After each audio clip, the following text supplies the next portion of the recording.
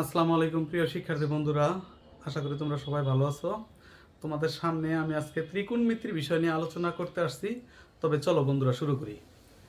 বন্ধুরা দেখো, ত্রিকোণমিতি আমরা আলোচনা করতে চাইলে আমাদের প্রথমে একটা জিনিস আমরা মাথায় রাখবো, সেটা হলো একটা সমকোণী ত্রিভুজ আঁকে নেব। এই সেই মনে করো সমকোণী ত্রিভুজ। বন্ধুরা দেখো, সমকোণী ত্রিভুজের ক্ষেত্রে আমরা জানি একটা কোণ সমকোণ থাকে, সেটা হলো এই কোণটা ধরে নিলাম আমি সমকোণ। ঠিক আছে, এটা যদি সমকোণ হয় আমরা আগে বাহুগুলো নির্ণয় করি। বাহুর ক্ষেত্রে দেখো, এই সমকোণের বিপরীত বাহুটাকে আমরা বলবো অতিভুজ। এটা হলো অতিভুজ, অতিভুজ।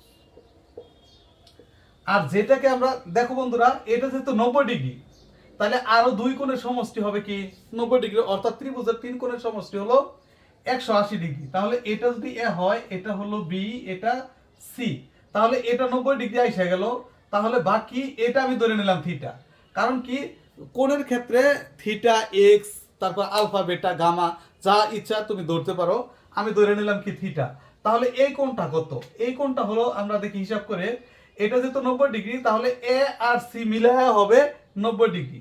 এ প্লাস সি সমান 90 ডিগ্রি।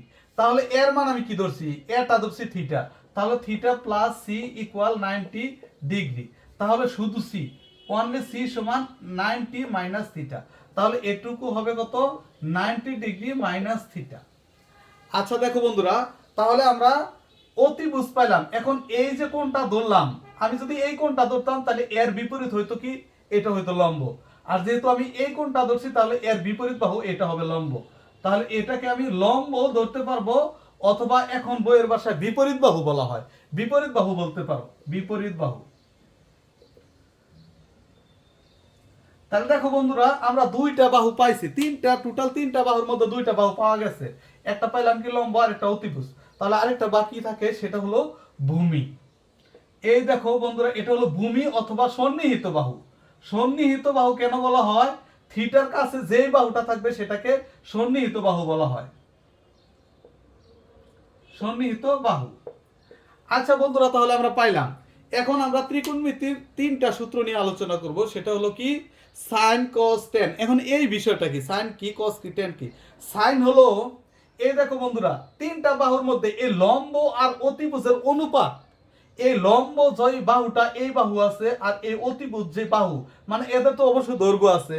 দৈর্ঘ্য তুমি যদি এক্স ধরো, ওয়াই ধরো, অথবা 5, 7 যা ইচ্ছা তাই ধরো, সমস্যা নাই। সমকোণী ত্রিভুজ হলেই হলো। তাহলে এই লম্ব আর অতিভুজের অনুপাতকে সাইন থিটা দ্বারা প্রকাশ করা হয়। অর্থাৎ সাইন থিটা। থিটা কেন? কারণ আমি এখানে থিটা ধরছি।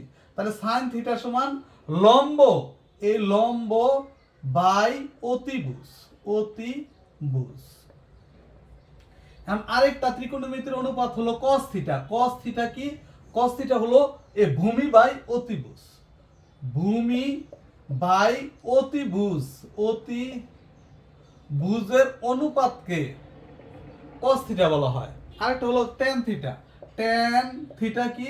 tan থিটা হলো এই লম্ব আর ভূমির অনুপাতকে tan থিটা দ্বারা প্রকাশ করা হয়।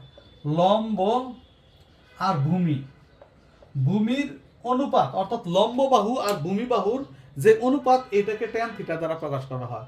অর্থাৎ আমরা যদি শিখলাম সাইন থিটা সমান লম্ব বাই অতিভুজ, কস থিটা সমান ভূমি বাই অতিভুজ, ট্যান থিটা সমান লম্ব বাই ভূমি।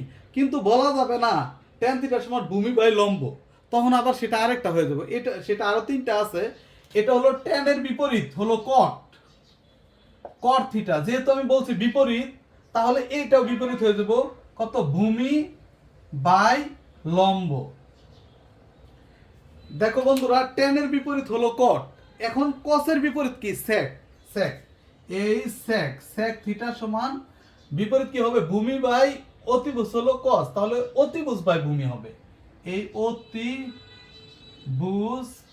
বাই ভূমি। আরেকটা আছে কি বাকি? Sine theta. সাইন থিটার বিপরীত হলো কোসেক থিটা। কোসেক, সি ও এস ই, কোসেক থিটা হলো কত? তাহলে অতিভুজ বাই লম্ব, অতিভুজ বাই লম্ব। এই হলো বন্ধুরা ত্রিকোণমিতির অনুপাতের যে সূত্রগুলা। এই সূত্রগুলা আমরা পরবর্তী ক্লাসে এই 1 নাম্বার অঙ্ক থেকে শুরু করব। ততক্ষণ আমার সাথে থাকার জন্য ধন্যবাদ। আসসালামু আলাইকুম।